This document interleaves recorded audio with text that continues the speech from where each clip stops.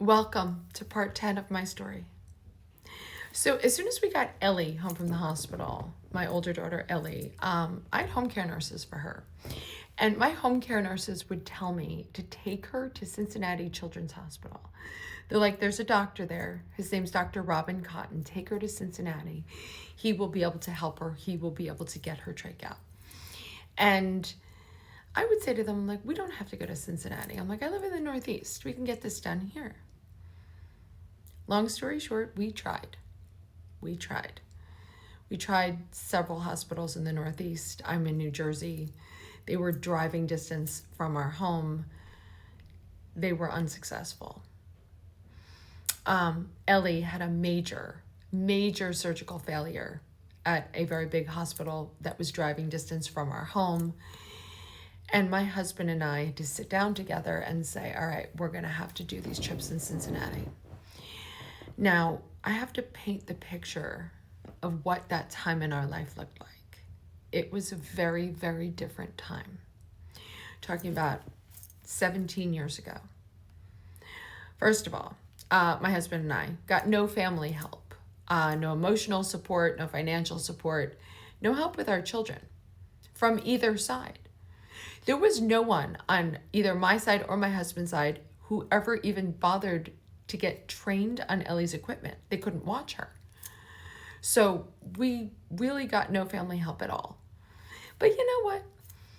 I don't look at it as a negative because my husband always stepped in. So I have this amazing marriage. My husband and I always just learned to turn to each other because we knew that no outside help was ever coming. Also, at this time, I couldn't work. I'm a teacher. I couldn't put either of my children in daycare because Ellie couldn't get sick. I couldn't even put Madison in daycare because she couldn't get colds and bring them home to Ellie. So we were doing everything on one salary. And at that time, it was very, very difficult. So my husband and I had to sit down together and have this conversation. Again, my daughter had this major surgical failure at a closer hospital to our home. And we sat down together and he's like, all right, we just knew we were going to have to do these trips to Cincinnati. Now you are talking about a massive undertaking. You're talking about hotel, airfare, food. I didn't know how many trips we were looking at. There was no definitive number of trips that I was going to be making with her.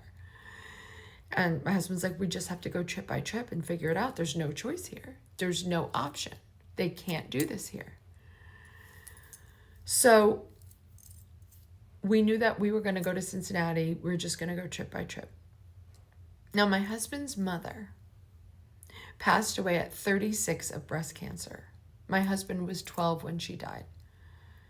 His father very quickly remarried. When I say you can't swap out people, you can't swap out people. Let's just say my husband didn't exactly grow up in the Brady Bunch. But his mother had an aunt. Her name was Elizabeth. They called her Aunt Beezy. I never met her. I remember getting wedding gifts from her when we got married, but I never met her. My husband remembered meeting her as a very young child. She was an older woman, very wealthy woman, lived in a large home in Virginia. He said he hadn't seen her in decades.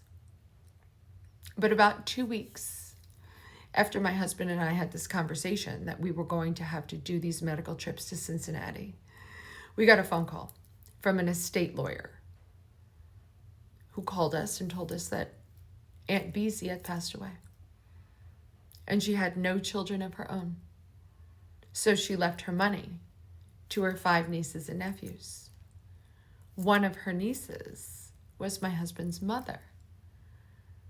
The money that we used to make 25 trips to and from Cincinnati came from my daughter's grandmother. We did get family help. It just came from the other side. Sometimes you never know. Please join me for the next part of my story. to hear more about Ellie's medical journey.